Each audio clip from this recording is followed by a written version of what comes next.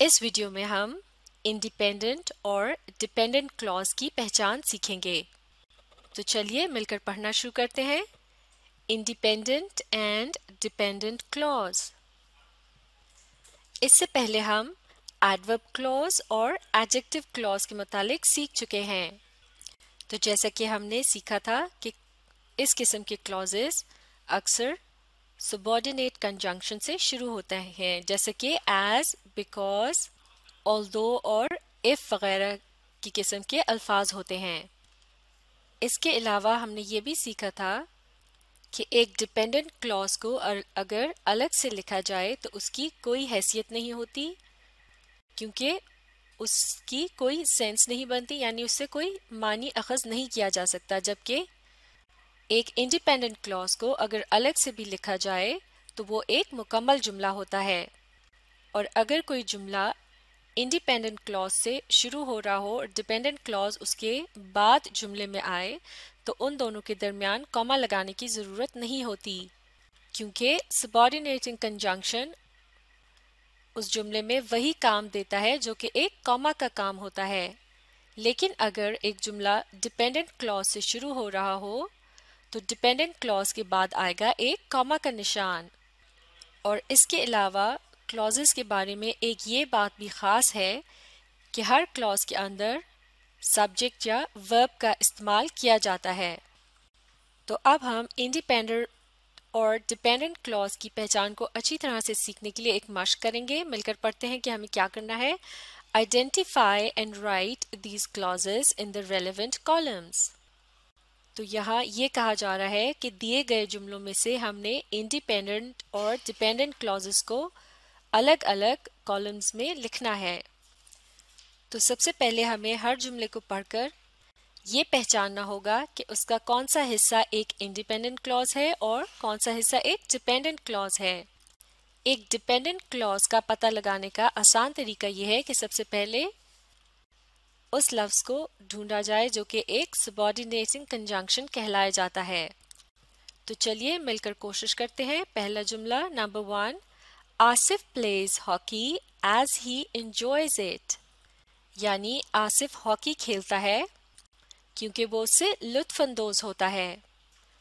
तो अब आप बताइए कि इस जुमले में वो कौन सा लफ्ज है जो सबऑर्डिनेटिंग कंजंक्शन कहलाया जाएगा। एक सबऑर्डिनेटिंग कंजंक्शन जुमले के दो हिस्सों के दरमियान या दो क्लॉजेस के दरमियान एक रब्त पैदा करता है, यानी कि एक लिंक का काम करता है। बिल्कुल ठीक, इस जुमले में ये लफ्ज है एज। तो इसका मतलब ये हुआ कि अगर इस जुमले में से एज के लफ्ज को खारिज कर दिया जाए तो ये दो अलग अलग जुमले भी बन सकते हैं, जैसे कि आसिफ प्लेज हॉकी और अगला जुमला हो सकता है ही एंजॉयज इट। लेकिन अगर इन दोनों बातों को एक ही जुमले में लिखना हो तो इन दो हिस्सों के दरमियान आएगा लफ्ज एज।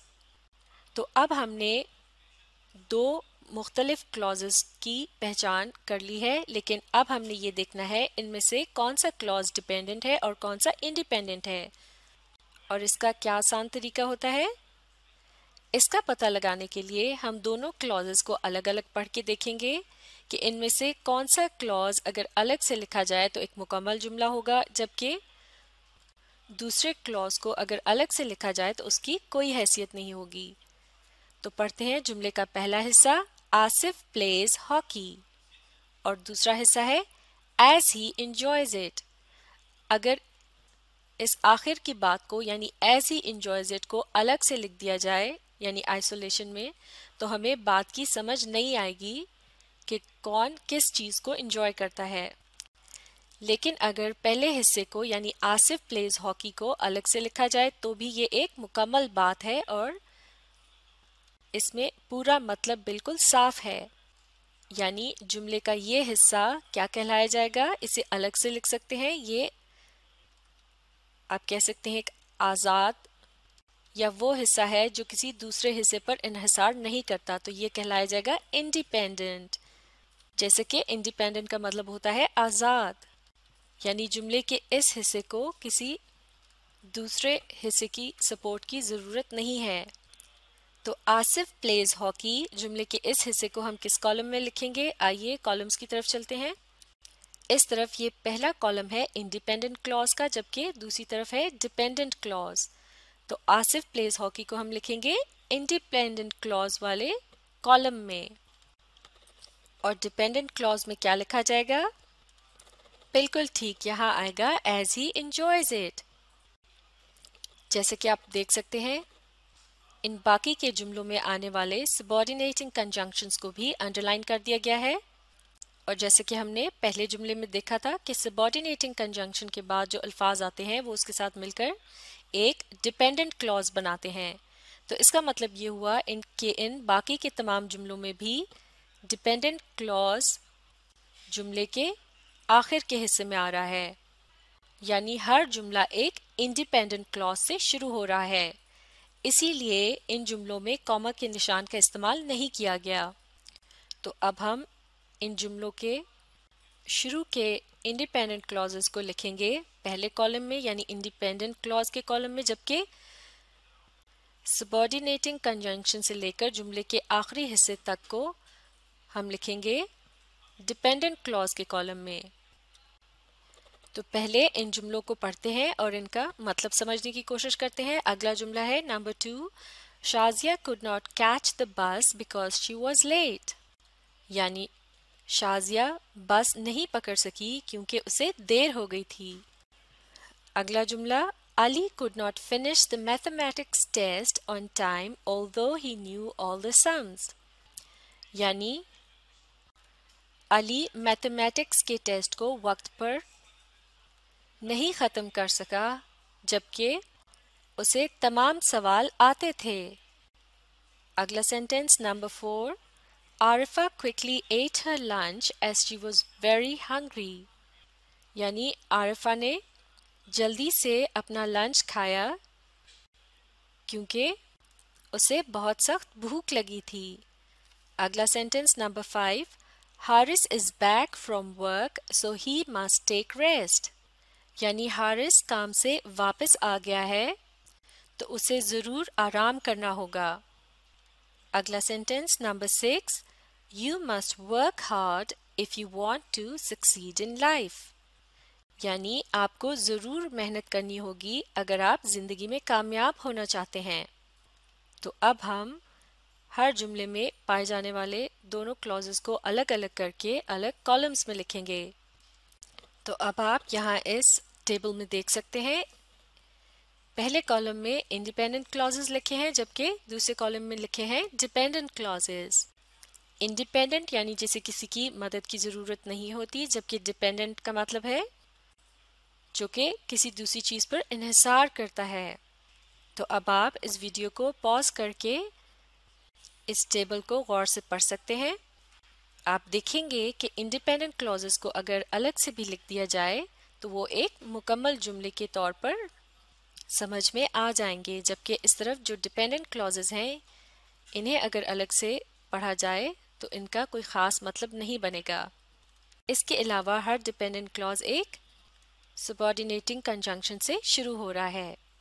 इससे पहले हम एडवर्बियल क्लॉजेस की किस्मों को भी सीख चुके हैं और इन्हें हमने डिटेल में डिस्कस भी किया था। अगर आपने इन्हें दोबारा से समझना हो तो आप उस वीडियो को रिप्ले करके देख सकते हैं। तो अब हम एडवर्बियल क्लॉजेस की किस्मों से मुतालिक एक मश्क करेंगे। मिलकर पढ़ते हैं कि हमें क्या करना है। Read the following sentences and tick the right adverbial clause given in the brackets. तो यहाँ हमारे पास हर जुमले के बाद ब्रैकेट्स के अंदर दो किस्म के एडवर्बियल क्लॉजेस बताए गए हैं, यानी उनकी किस्मों के नाम लिखे हैं। इन दोनों किस्मों में से किस किस्म के एडवर्बियल क्लॉज का इस्तेमाल कर रहा है। तो मिलकर शुरू करते हैं। Number 1, the train left the station as Asad arrived, यानी रेलगाड़ी स्टेशन से चल पड़ी जूं ही असद पहुंचा। तो इस जुमले में ये बताया जा रहा है कि ट्रेन किस वक्त चली, यानी जूं ही असद पहुंचा। एज असद अराइव्ड इस क्लॉज की मदद से पता चलता है कि ट्रेन किस वक्त स्टेशन से चली। तो अब आप बताइए کیا یہ ایڈوربیل کلوز آف پلیس ہے یا پھر یہ ہے ایڈوربیل کلوز آف ٹائم؟ بالکل ٹھیک، یہ ہے ایڈوربیل کلوز آف ٹائم کیونکہ یہ وقت کا بتا رہا ہے، تو اب ہم یہاں لگائیں گے ایک ٹک کا نشان۔ اب اگلا sentence, you can put it where ever you like, یعنی تم اسے رکھ سکتے ہو جہاں بھی تم چاہو۔ تو اس جملے میں کسی چیز کو کسی جگہ پر رکھنے کی بات ہو رہی ہے۔ wherever you like کے الفاظ کی مدد سے یہ بتایا جا رہا ہے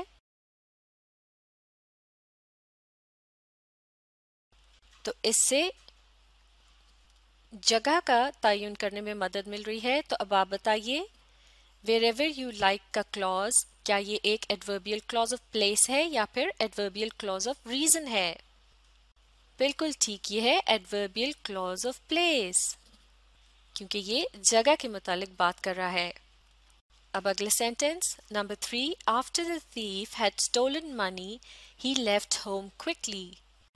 اس جملے میں کاما کے نشان کا استعمال اس لیے کیا گیا ہے کیونکہ اس کے شروع میں آ رہا ہے ایک ڈیپینڈنٹ کلوز، اور اس جملے کا مطلب ہے کہ جب چور نے پیسے چرا لیے تو اس کے بعد وہ جلدی سے گھر سے نکل گیا، یعنی اس جملے میں یہ بتایا جا رہا ہے کہ چور کب گھر سے نکلا۔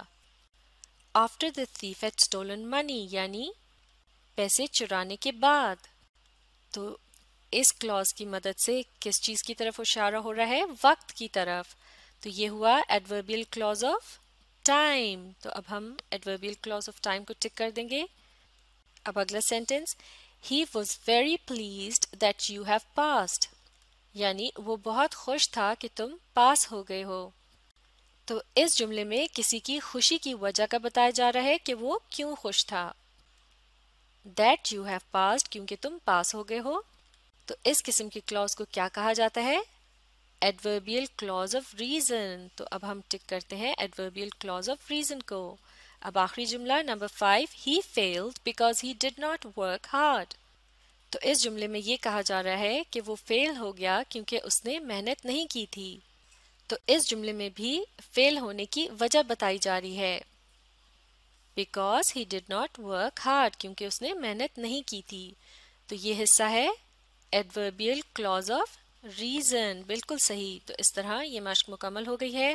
اب آپ اس ویڈیو کو ریپلے کیجئے اور اس کے ساتھ ساتھ پڑھنے اور سمجھنے کی کوشش جاری رکھیے۔